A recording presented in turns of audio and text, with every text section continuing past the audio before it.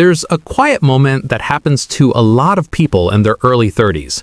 You're scrolling through Instagram on a Sunday night. A college friend just bought a house. Another posted a photo of their new car. Someone else is on a vacation in Greece. And then a small thought appears. I'm 32. Should I be doing this too? Not because you want those exact things, but because by your 30s, there's a silent expectation in the United States and Europe. You're supposed to look like you've made it. A nicer apartment, a respectable car, better clothes, weekend trips. From the outside, it looks like progress. But financially, something very different is often happening underneath.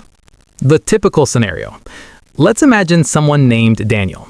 Daniel is 31. He lives in Chicago.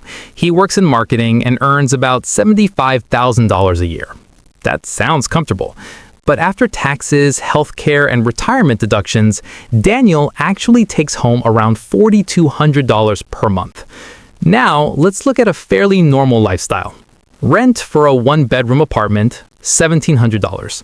Car payment, $520. Insurance and gas, $280.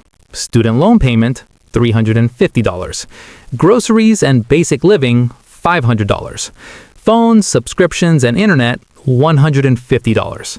Credit card minimums, $200.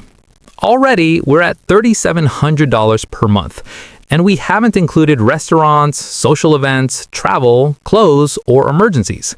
So Daniel does what many people do. He uses his credit card a little more often. A dinner here, a flight there, a new phone upgrade.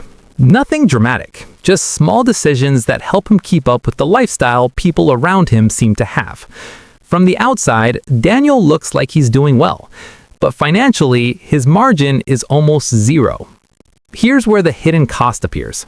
Let's focus on just one part of Daniel's lifestyle, the car. The car payment is $520 per month. Insurance and fuel add another $280. So the car really costs about $800 per month. Over a year, that's $9,600. Over 5 years, that's $48,000. But that's not the full story.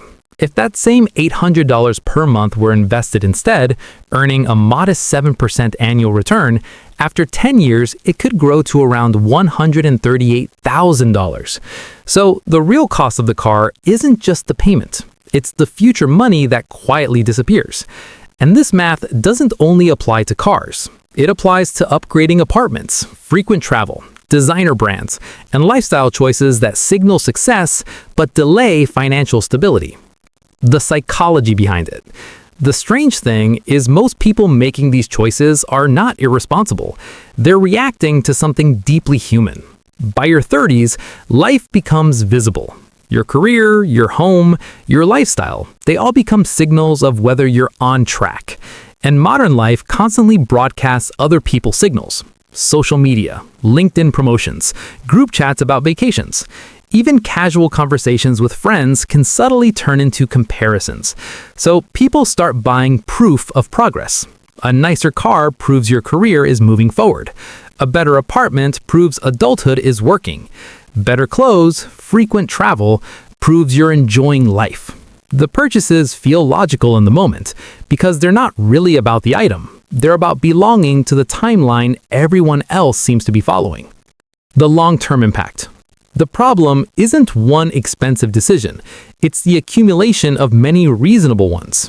A slightly nicer apartment, a slightly better car, a slightly more expensive lifestyle. Each step feels small, but together they create something dangerous. Lifestyle lock-in. By the mid-30s, fixed expenses become so high that saving aggressively becomes almost impossible. Income increases, but expenses quietly rise alongside it.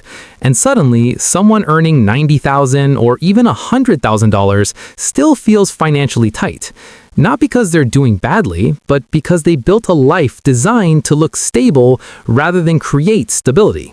The interesting thing is people who build real financial security often look slightly out of sync with their peers in their early 30s. Their apartment might be smaller.